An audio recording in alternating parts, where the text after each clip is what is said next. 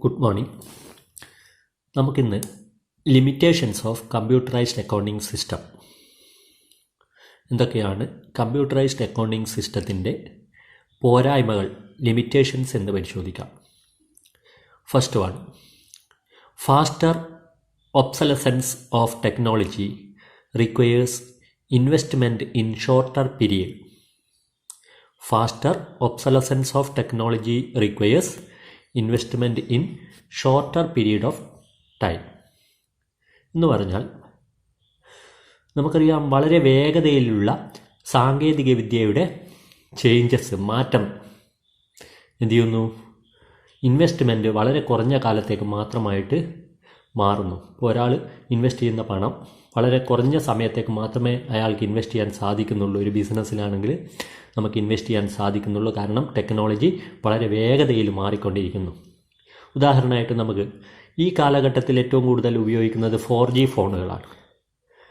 പെട്ടെന്ന് തന്നെ അത് 5G ഫോണിലേക്ക് മാറുമ്പോൾ എന്ത് ചെയ്യുന്നു, 4G ഫോണുകൾ വാങ്ങിവെച്ച ആളുടെ ഇൻവെസ്റ്റ്മെൻറ്റ് വേസ്റ്റ് ആവുന്നു. കാരണം ആ ഫോണുകൾ പിന്നെ ആരും വാങ്ങിക്കില്ല.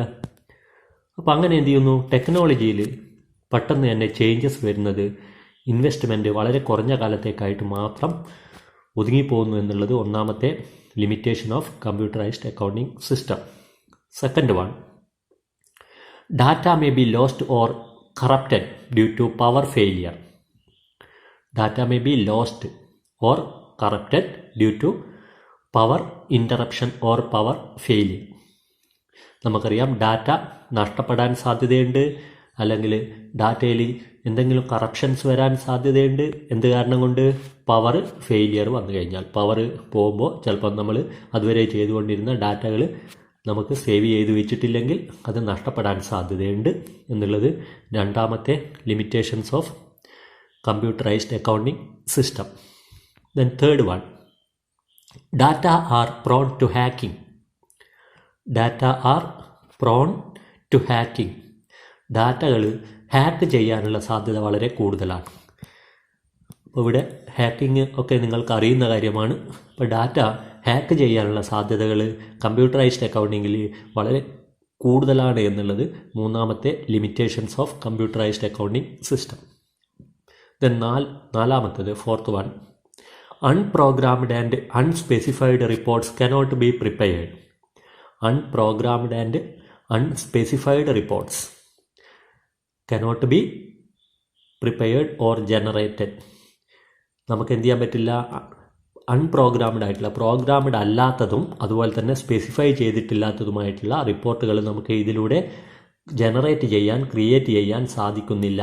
എന്ന് പറഞ്ഞാൽ പ്രോഗ്രാം ചെയ്തിട്ടുള്ള റിപ്പോർട്ടുകൾ മാത്രമേ നമുക്ക് ജനറേറ്റ് ചെയ്യാൻ സാധിക്കുകയുള്ളൂ. അതുപോലെ സ്പെസിഫിക് ആയിട്ടുള്ള റിപ്പോർട്ടുകൾ മാത്രമേ നമുക്ക് എന്ത് ചെയ്യാൻ പറ്റുള്ളൂ, ജനറേറ്റ് ചെയ്യാൻ സാധിക്കുകയുള്ളൂ, അല്ലെങ്കിൽ ക്രിയേറ്റ് ചെയ്യാൻ സാധിക്കുകയുള്ളൂ എന്നുള്ളത് മറ്റൊരു drawback of computerised accounting system. The last one, huge training cost. Huge training cost. ഈ കാര്യങ്ങളൊക്കെ പഠിപ്പിക്കാൻ ആവശ്യമായ ട്രെയിനിങ് നൽകുന്നതിന് ധാരാളം ചിലവുകൾ വരും. ഒരു സ്ഥാപനത്തിന് ഇതിൻ്റെ ട്രെയിനിങ്ങിനും മറ്റും നല്ല ഒരു എക്സ്പെൻസ് ട്രെയിനിങ് കോസ്റ്റായിട്ട് ഉണ്ടാവുന്നു എന്നുള്ളത് മറ്റൊരു ഡ്രോബാക്കാണ്. ഇപ്പോൾ ഇത്രയും ഡ്രോബാക്കുകൾ അല്ലെങ്കിൽ ലിമിറ്റേഷൻസ് കമ്പ്യൂട്ടറൈസ്ഡ് അക്കൗണ്ടിങ്ങിൻ്റെത് ഓർത്തു വെക്കണം. അപ്പോൾ ഒന്നാമത്തത്, faster obsolescence of technology requires shorter period of investment. Then second one, data may be lost or corrupted due to power interruption or power failure. മൂന്നാമത്തത്, data are prone to hacking. ഹാക്കിന് സാധ്യതയുണ്ട്. Unprogrammed and unspecified reports cannot be generated. The last one, huge training cost. അടുത്തതായിട്ട് നമുക്ക് what are the sub systems of accounting information system. Accounting information സിസ്റ്റത്തിൻ്റെ sub systems ഏതൊക്കെയാണ് എന്ന് നമുക്ക് പരിശോധിക്കാം. First one, cash and bank sub system. First one, cash and bank sub system. It deals with receipt and payment of cash, both physical and electronic fund transfer. It deals with receipt and payment of cash, both physical cash and electronic fund transfer. നമുക്കറിയാം cash and bank എന്ന് പറയുന്നത് തന്നെ ക്യാഷിൻ്റെ റെസീറ്റുകളും ക്യാഷിൻ്റെ പേയ്മെൻറ്റുകളും deal ചെയ്യുന്നതാണ്. അപ്പോൾ ഇവിടെ actual ക്യാഷിൻ്റെ റെസീറ്റുകളും പേയ്മെൻറ്റുകളും deal ചെയ്യുകയും അതോടൊപ്പം തന്നെ ഇലക്ട്രോണിക് മാധ്യമങ്ങൾ ഉപയോഗിച്ചുകൊണ്ട് ഫണ്ട് ട്രാൻസ്ഫർ ചെയ്യുകയും ചെയ്യുന്ന ആ സിസ്റ്റത്തിനെയാണ് നമ്മൾ എന്ത് വിളിക്കുന്നത്? Cash and bank sub system എന്ന് വിളിക്കുന്നത്. അപ്പോൾ cash and bank sub system എന്ന് പറയുമ്പോൾ തന്നെ നമ്മുടെ മനസ്സിലേക്ക് വരണം ക്യാഷ് റെസീറ്റും ക്യാഷ് പേയ്മെൻറ്റുമാണ്. അത് actual cash receipt and payment ആണ്. അതോടൊപ്പം തന്നെ ഇലക്ട്രോണിക് ഫണ്ട് ട്രാൻസ്ഫർ ആണ്. നമുക്കറിയാം ഇന്നത്തെ കാലഘട്ടത്തിൽ നമ്മൾ ഇലക്ട്രോണിക് ഫണ്ട് ട്രാൻസ്ഫർ ആണ് കൂടുതൽ ഉപയോഗിക്കുന്നത്. ബാങ്കുകളിൽ നിന്നും പോകാതെ തന്നെ നമുക്ക് ഫണ്ടുകൾ ട്രാൻസ്ഫർ ചെയ്യാൻ സാധിക്കാറുണ്ട്. അപ്പോൾ ആ ഇലക്ട്രോണിക് ഫണ്ട് ട്രാൻസ്ഫറും ആക്ച്വൽ ക്യാഷിൻ്റെ റെസീറ്റും പേയ്മെൻറ്റും ഡീൽ ചെയ്യുന്ന സബ് സിസ്റ്റമാണ് cash and bank sub system. Then second one, sales and account receivable subsystem. Sales and account receivable subsystem. It deals with recording of sales, maintaining sales ledger and debtors or receivables. It deals with recording of sales, maintaining of sales ledgers and receivables or debtors. എന്ന് പറഞ്ഞാൽ നമുക്കറിയാം സെയിൽസിൻ്റെ റെക്കോർഡിങ്ങും അതോടൊപ്പം തന്നെ sales ലെഡ്ജറുകളും അതോടെ debtors അല്ലെങ്കിൽ account റെസീവബിൾസിൻ്റെ ഡീലിങ്സുമായിട്ട് ബന്ധപ്പെട്ടിട്ടുള്ള എല്ലാ സബ്സിസ്റ്റത്തിനെയാണ് നമ്മൾ sales and account receivable subsystem എന്ന് പറയുന്നത്. ഇപ്പോൾ സെയിൽസ് റെക്കോർഡ് ചെയ്യുക, അത് ക്യാഷ് ആണെങ്കിലും ക്രെഡിറ്റ് ആണെങ്കിലും, അതോടൊപ്പം തന്നെ അക്കൗണ്ട് റെസീവബിൾ അല്ലെങ്കിൽ ഡെറ്റേഴ്സിൻ്റെ ഡീലിങ്സ് റെക്കോർഡ് ചെയ്യുകയും ചെയ്യുന്ന ആ സബ്സിസ്റ്റമാണ് sales and account receivable subsystem. Then third one, inventory subsystem. Inventory subsystem. It deals with the recording of different items purchased and issued for specific price, quality and date. It deals with the recording of different items purchased and issued, specifying the price, quantity and quality. It deals with recording of different items purchased and issued for specifying the price, quantity and date. അപ്പോൾ എന്ത് ചെയ്യുന്നു? പല തരത്തിലുള്ള സാധനങ്ങൾ purchase ചെയ്യുന്നത് record ചെയ്യുകയും അതോടൊപ്പം തന്നെ അങ്ങനെ പർച്ചേസ് ചെയ്ത സാധനങ്ങൾ പ്രൊഡക്ഷന് വേണ്ടി ഇഷ്യൂ ചെയ്യുന്നതിൻ്റെ പ്രൈസ്, അതിൻ്റെ ക്വാണ്ടിറ്റി, അതിൻ്റെ ഡേറ്റ് ഇതൊക്കെ രേഖപ്പെടുത്തുകയും ചെയ്യുന്ന ഡീൽ ചെയ്യുകയും ചെയ്യുന്ന സബ് സിസ്റ്റമാണ് ഇൻവെൻട്രി സബ്സിസ്റ്റം എന്ന് പറയുന്നത്. പല സാധനങ്ങളും ബിസിനസ് സ്ഥാപനമാകുമ്പോൾ പർച്ചേസ് ചെയ്യാറുണ്ട്. അങ്ങനെ പർച്ചേസ് ചെയ്യുന്ന ഐറ്റംസ്, പ്രോഡക്റ്റുകൾ എന്ത് ചെയ്യുന്നു?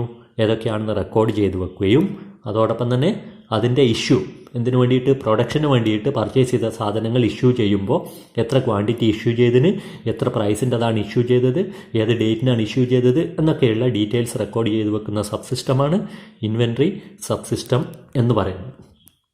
Then fourth one, purchase and account payable subsystem. Purchase and account payable subsystem.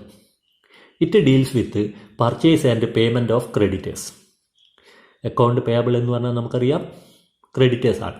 It deals with purchase and payment of creditors. അപ്പോൾ പർച്ചേസ് ചെയ്യുന്ന ഐറ്റംസിൻ്റെയും അതോടൊപ്പം തന്നെ ക്രെഡിറ്റേഴ്സിന് നൽകുന്ന പേയ്മെൻറ്റുകളും രേഖപ്പെടുത്തി വെക്കുന്ന അല്ലെങ്കിൽ ഡീൽ ചെയ്യുന്ന സിസ്റ്റമാണ്, സബ് സിസ്റ്റമാണ് purchase and account payable sub system എന്ന് പറയുന്നത്. Then fifth one, payroll accounting sub system. Payroll, it deals with payment of wages and salaries to employees. Payroll എന്ന് പറഞ്ഞാൽ നമുക്ക് പഠിക്കാനുണ്ട്, കമ്പ്യൂട്ടറൈസ്ഡ് അക്കൗണ്ടിങ് അങ്ങോട്ട് അന്നേരം ഡീറ്റെയിൽ ആയിട്ട് മനസ്സിലാക്കാം. ഇപ്പോൾ നമ്മൾ ഓർത്താൽ മതി, പേറോൾ എന്ന് പറഞ്ഞാൽ it deals with payment of wages and salaries to employees.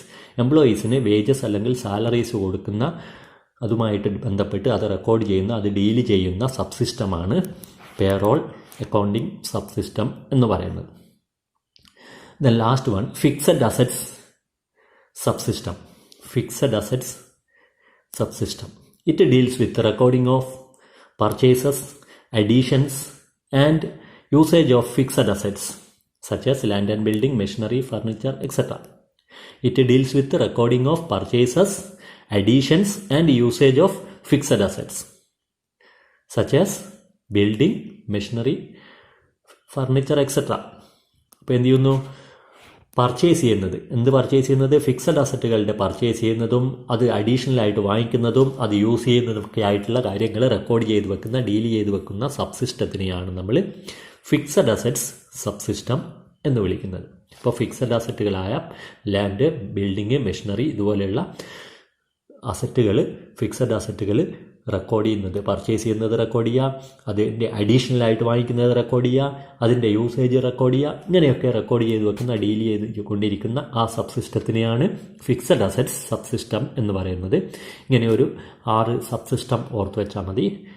Okay, thank you.